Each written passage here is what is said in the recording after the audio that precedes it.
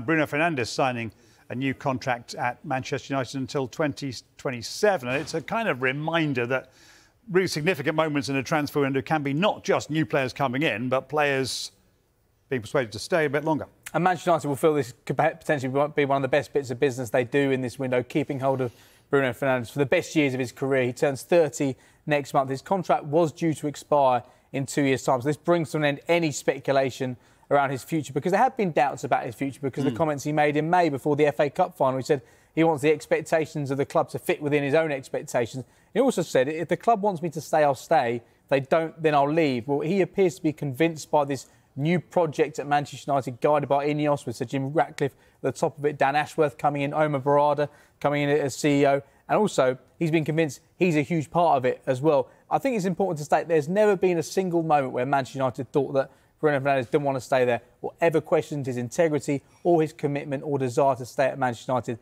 That's always been clear. One thing he's done now is committed the best years, the last significant years of his career, to Manchester United with this contract extension. OK. It makes 4 transfers in all if you include Matthias de Ligt and Nusa Mazraoui for United this summer, £60 million for them. From Bayern, are they still looking to do more business this window? I think so, yes. I think recruiting a midfielder remains a priority. We've been speaking about it throughout this transfer window, that was one of the areas that Manchester United wanted to strengthen in. And with a little over 2 weeks to go, they are still looking in that area. But it will depend on budgets. That's what I'm told. So likely there would have to be sales to facilitate more incomings. That doesn't necessarily mean that there would have to be a sale in central midfield.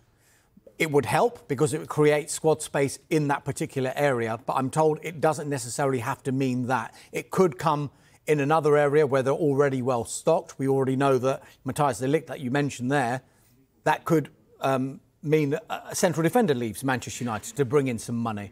They've got a plethora of forward players at Manchester United at the moment. If one of those was to leave and bring in money, they could reinforce in central midfield, because we know we've been talking a lot about Casemiro and Scott McTominay and their futures at United.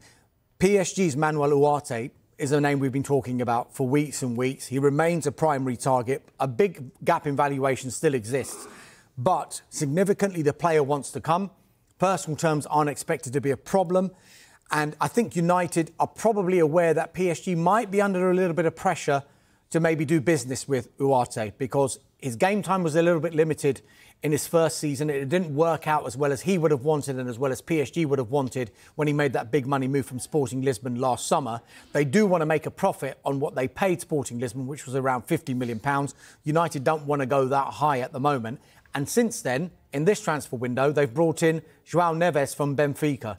Young, up-and-coming, huge potential player, and he's going to start. And he will start ahead of Manuel Ugarte. So that's another issue that PSG are going to have to address.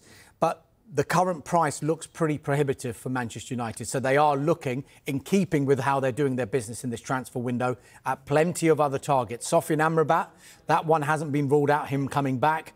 You've got the likes of talks ongoing with Burnley over Sander Berge as well. There was talk of Youssouf Fofana from Monaco, but Milan are still pushing to get that deal done. And I did mention maybe creating squad space. There's a lot of talk now about Christian Eriksen's future as well. We understand that there are a lot of clubs who are interested in the Danish international, just exploring the conditions of a potential deal. No formal offers as yet, but Manchester United are expecting some. OK. I mentioned 4 significant incomes before the window gets to its final fortnight before the season starts. Is this a change because there is new leadership at the top of the football department? Is this United learning from what went wrong in previous summer windows? Bit of both? A bit of both. I think Erik ten Hag will be absolutely delighted, because let's bear in mind his first 2 pre-seasons at Manchester United. The first summer, Anthony and Casemiro joined so late into the season after those 2 damaging defeats they had to Brentford and Brighton. Last season, they signed Amrabat and Reguilon on loan the final day of the transfer window. They brought in Højlund just days before the season started, but he wasn't fit and couldn't start of the season.